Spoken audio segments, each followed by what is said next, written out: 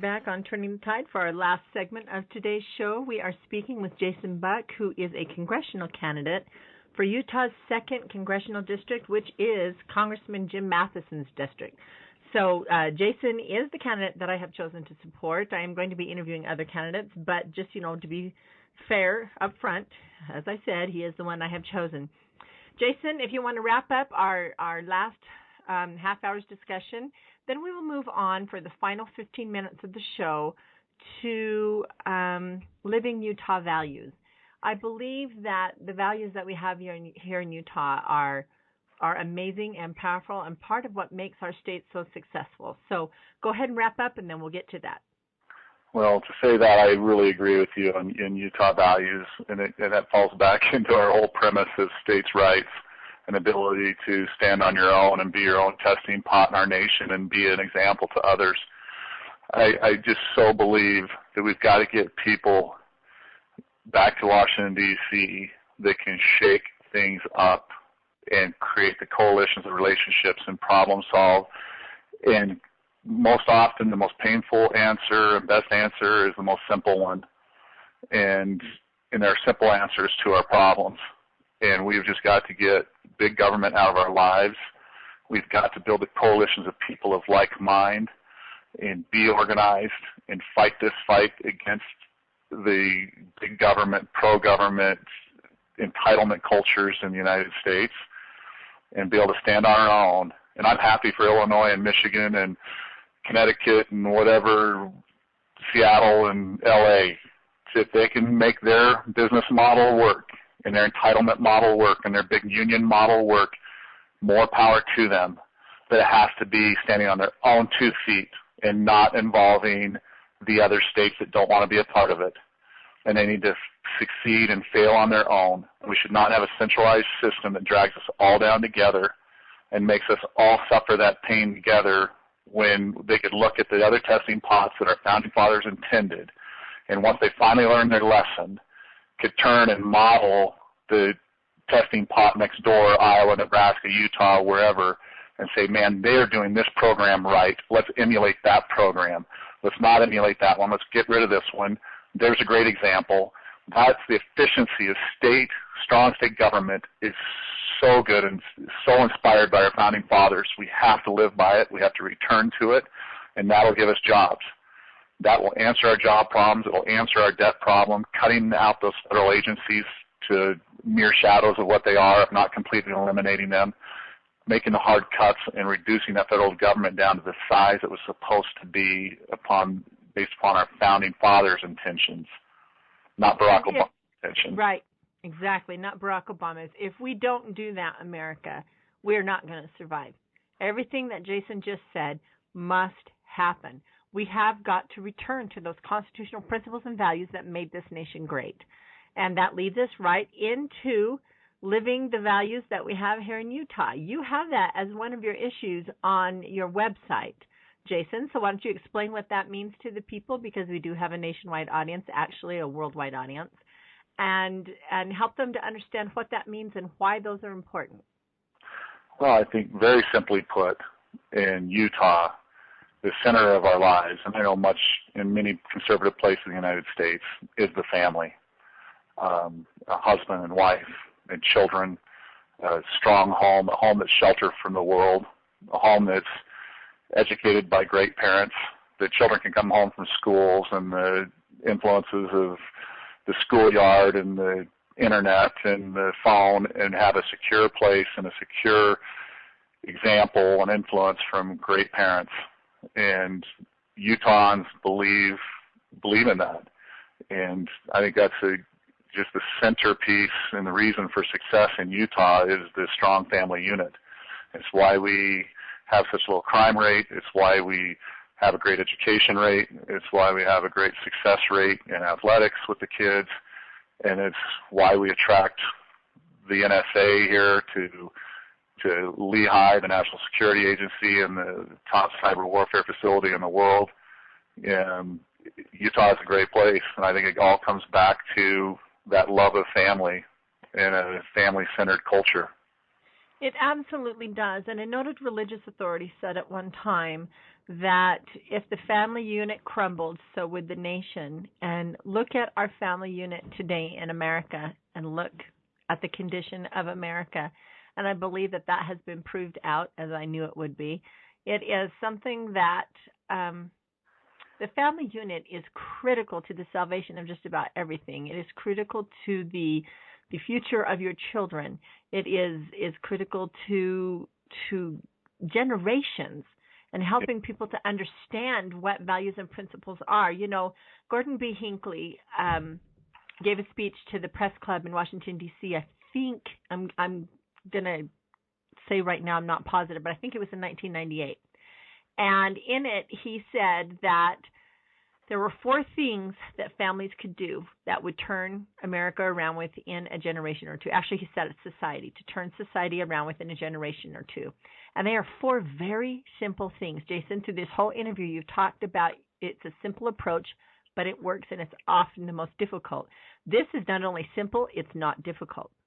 And so the 4 things that he told families to do were, number 1, to learn to work together.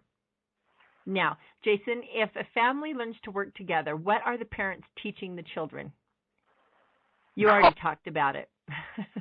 Yeah, I think, well, from my parents, you know, I learned work ethic and responsibility and commitment and consequences.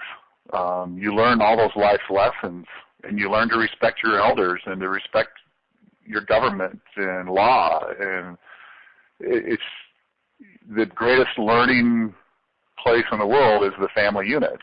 It is, without question. And that is precisely with parents working side by side with their children, those are the values that are taught. If parents don't work side by side with their children, someone else is going to teach them something else. Well, and that's what we're getting imposed on us from the strong federal government and the intellectuals that get into the education centers and want to rewrite the history books and want to enforce their mores down through, you know, nation coast to coast versus what our founding fathers intended. And you read the Federalist Papers, you read the personal writings of our founding fathers. They were very religious men. They were inspired men. They were family-centered men. They believed, as you and I believe, and other conservatives across America, that the family unit is the core and foundation of our nation, and the values taught in religion, and they believed religion should have been taught as part of school. They left it to the states to do that, and because morals and a virtuous people and all that is so important for kids to be educated correctly. Their test scores go up when they're involved in religious teaching and subjects. And there's less crime, there's better family, it's better all the way around. Yes, and the family is a key. And our founding fathers, all you need to do is read about their lives and read their works, and they all believed that. Everything we were doing in the United States was to build a stronger family unit. It has to be. If we're going to survive, we have to. So let me go back to the 4 things because, when I'm listening to shows and they only say 1 when they said they were going to say 4, it makes me crazy. So if people are writing this down. First one was to work together as a family, and Jason very aptly stated what benefit that is to your children. The second thing that Gordon B. Hinckley said was to learn goodness together. And what he meant by goodness is by teaching your children to understand what is right or wrong. They need to understand from you those values, not from someone else. Number 3, he said to read good books together. Now, you have heard me say over and over and over, my listeners have, that my mom, every single night, she would read a chapter from a book, and then she would read the scriptures, and then we would say family prayer, and we would go to bed. That was every night of my life growing up. It was awesome. And I can testify that because of the way my mother was, she taught us how to read and write before we ever hit kindergarten. She gave us the capability to learn how to study, how to analyze, how to assess everything before we ever got into elementary school. And as such, my mom, of her children, she has psychologists, she has artists, she has mathematicians, she has businessmen and women, she has artists and and musicians and composers, and myself. I'm a published author, and I have my own radio show. You know, I mean, my mom, because of the way she is, really opened a world for us, and that was by reading good books together. And then the very last thing that Gordon B. Hinckley said, and Jason already said this, was that families should pray together. And he said, for those four simple things, they aren't difficult, are they, Jason? No. No. That will turn society around within a generation or two. It will, and to do that, we have to have a lower legitimacy rate, which is caused by the Great Society and horrible things that, you know, Lyndon B. Johnson and right. Different things with government getting involved in the family, in the federal government, and really creating great damage. You look at the national legitimacy rate, and especially among certain minorities, and the tragedy that it is, and the higher crime rates, and just a horrendous, you know, personal situation, and the constant attack on the family unit from different forces in the United States. And we need to stand strong. We need to build the family unit, do whatever we can to promote the family unit. And that's still, again, I believe will come to controlling your own destiny and controlling that destiny through strong states' rights, so that us in Utah and those in Georgia and those in Tennessee are free to protect their families and not have it attacked from a Department of Education and a federal policy back in Washington, D.C. Absolutely. And on that note, the show is coming to an end. So, Jason, any last message to the listeners to help them understand why you chose to run and why they should vote for you? Go ahead. I'm an American conservative that loves his nation. I didn't come from an entitled family. I don't come from wealth.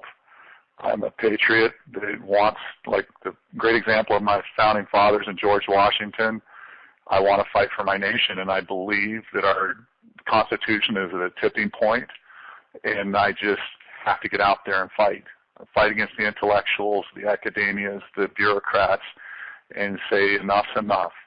We are going to return to the framework of our Constitution that our founding fathers laid forward. And with that, we'll heal our nation and heal the ills that are taking place.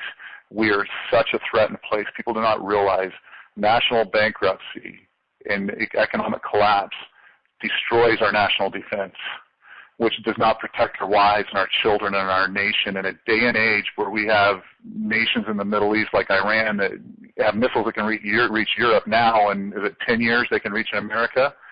We have to protect children, our grandchildren, our great-grandchildren, and the principles of democracy and freedom and the republic that we are, to be the light, like Ronald Reagan said, the city of light on top of the hill. Shining city on a hill, yes. Exactly. The shining city on the hill, to be the example to the world of freedom and liberty in these days and times that we live in. And we have got to correct this, because that economic collapse would do more to damage our freedom and our safety of our country than anything that's out there. So this is a national security issue. It's freedom, liberty, our Constitution. We are there, and we're in a battle that's every bit as great as the days of the Revolution and the Constitutional Convention. We are, and it is not something that we can shrink away from.